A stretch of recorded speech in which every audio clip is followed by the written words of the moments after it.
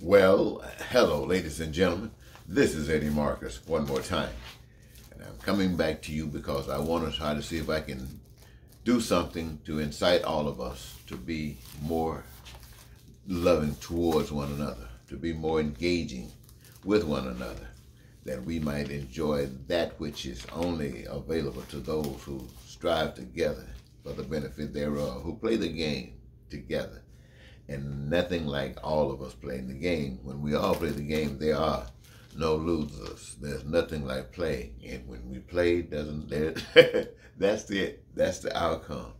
But I want to also share with you, ladies and gentlemen, some things that perhaps can give us some understanding of the kind of hellishness that we have to go through and are going through daily.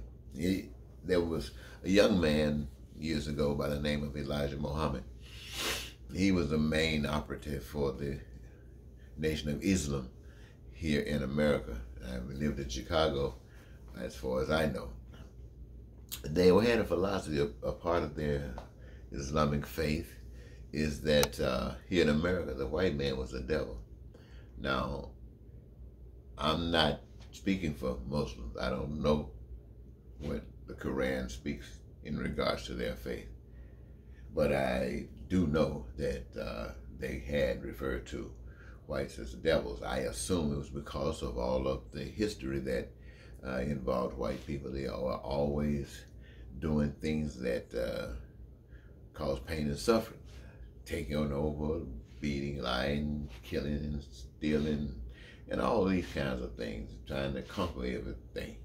You know, so I guess when you took away their limitations, you just call them devils. Anyway, times changed and a few people would rise up and the truth of the matter is that while they were teaching us how they saw the white man, there was another tool that was being used called Christianity here.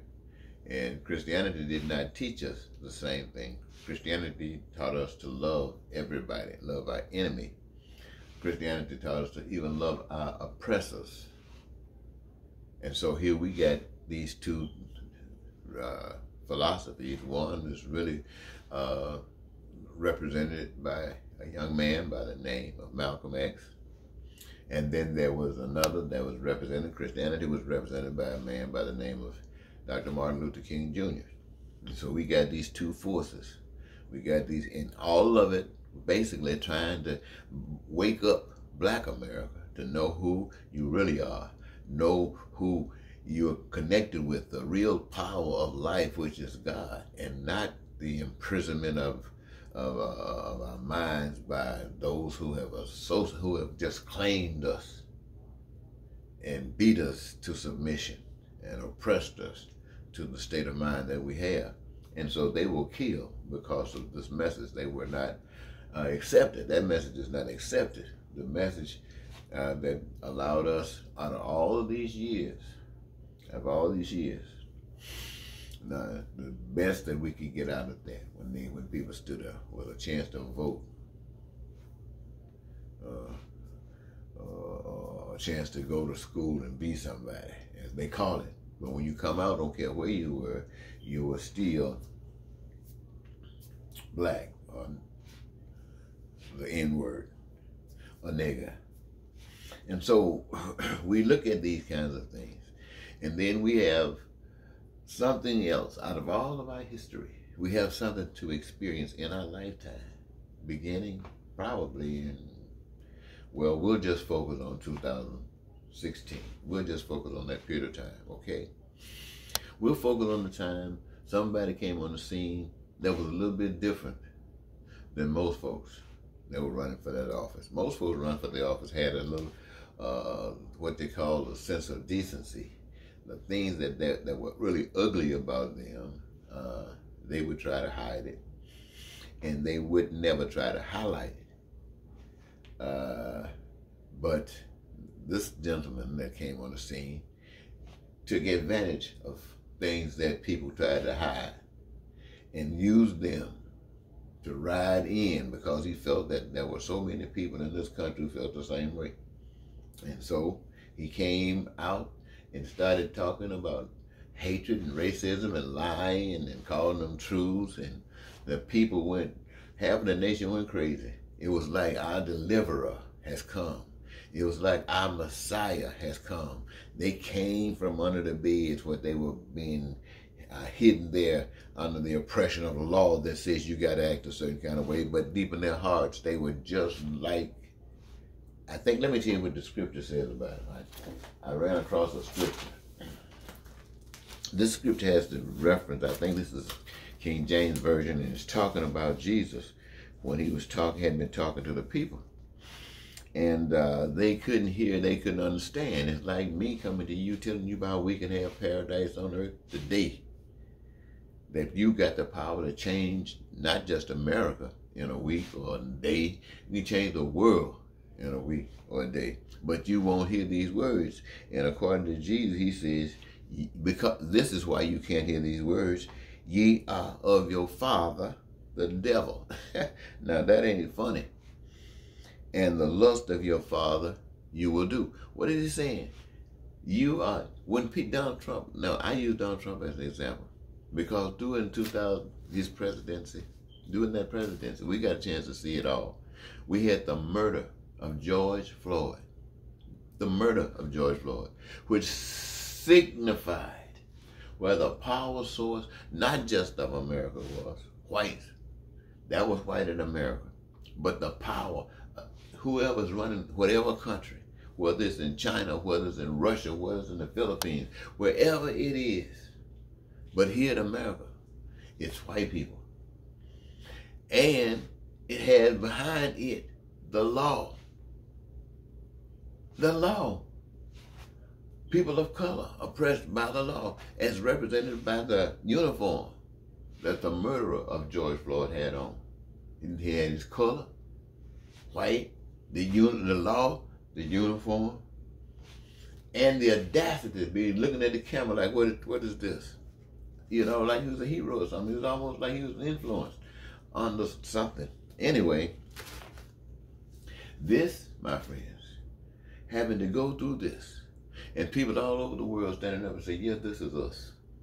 And as we look at the world today, there's same kind of troubles everywhere. Everywhere, people are being oppressed. And when they start to stand up, they're being beat down. When Black Lives Matter stood up, because they say we protested, and our lives matter too. Then they were called terrorists.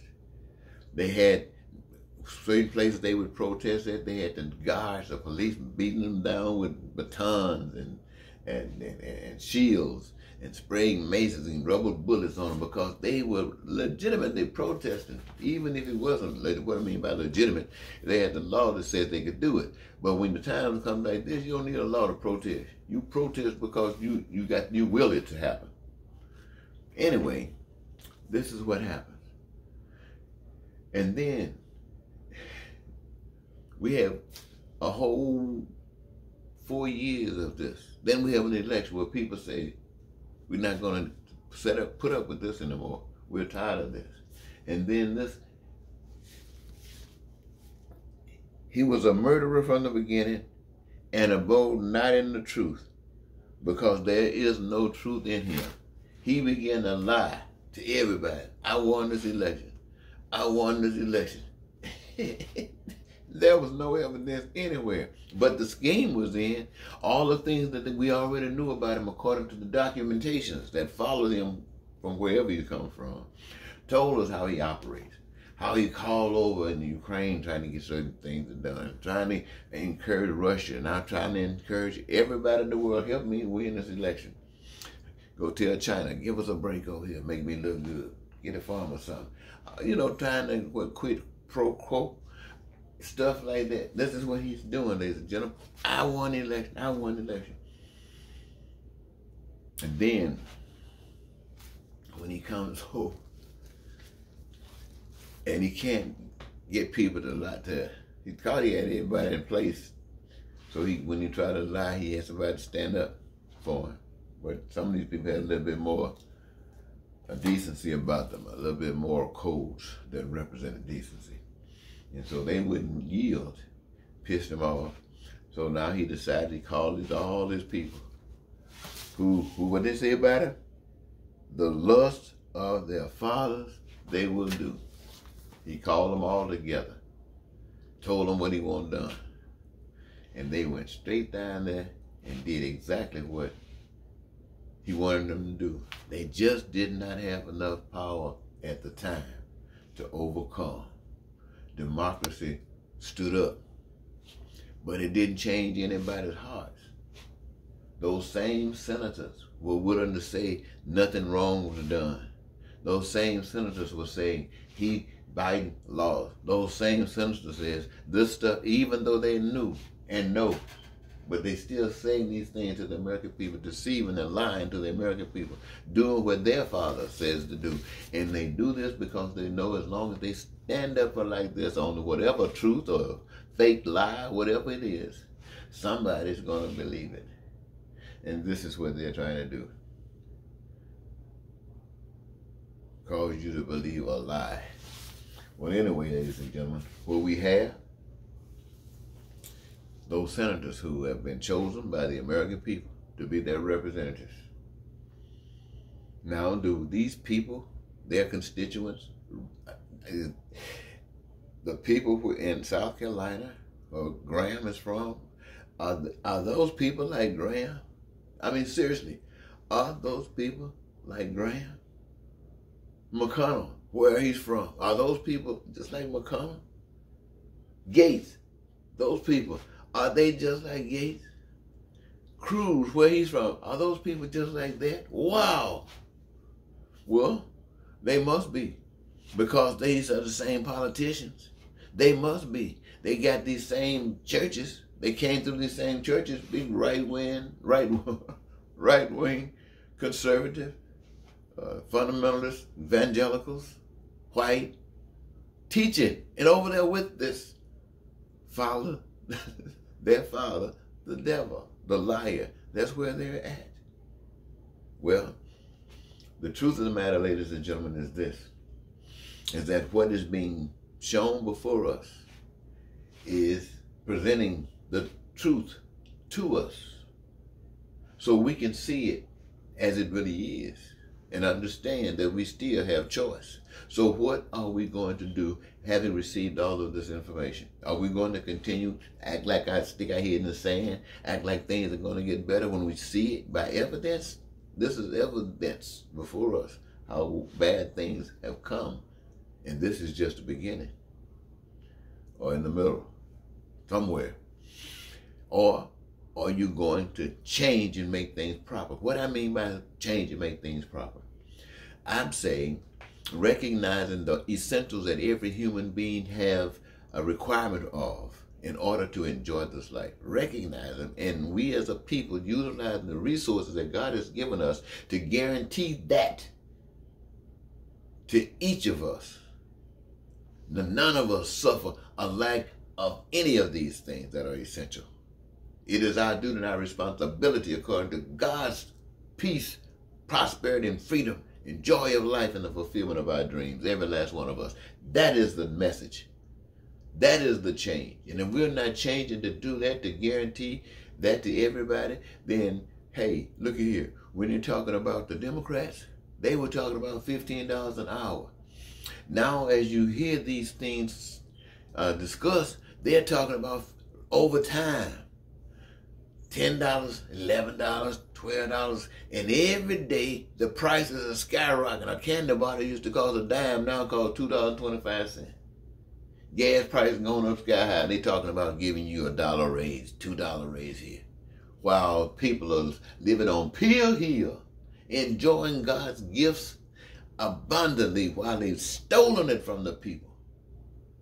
Now, nobody's against the folks living on Pill Hill, but don't keep us under the hill, and we're not going to put that in your hand any longer, talking about don't put us under the hill. We are riding up out of here because we are God listening to. What I'm actually saying is that is not our Father, the liar. Our Father's the one who gave us all things, not the one who's trying to steal it from us. with using us, educating us in a way to be stupid so they can use us. But that's not what we're going to do to them. As we change this society, it's going to embrace every last one of them. The joys of life and peace that we have, we know they want it. They just going at it the wrong way. And we're going to make sure that the right way includes everybody. I know some of you just so mad with white folks and mad with the system. You want to see them suffer. No, you don't. When you really get down to it, when you see them suffering and you don't change that, that's you tomorrow. I want you to remember that now. So I want you to know, this is whole purpose for me speaking to you today, is that I want you to start trusting in God. You say, well, what is God? I say, God is a spirit. You represent God with truth. You don't come lying to God. You tell the truth. Don't, can you lie to yourself? You can say it, but you're not lying to yourself. You're not lying to God. Be truthful. And allow that spirit to live in you. And love. Be the greatest lover you know. If somebody is a greater lover than you, learn from that. Incorporate that love. Now you're grown. You're a better lover than you were yesterday. And love until you find somebody that loves more than you. Then learn that love and incorporate that love. You've grown. Then let us change society. Stop fussing. Stop fussing. You'll be fussing all eternity. Stop fussing and let's change the world. Stop fussing and let's change the world. Let's change America first. Let's have a party. Let's have a party changing America. And after we change America, we got the blueprint, and then let's help the world change, all right? Until next time, this is Eddie Marcus saying, good morning.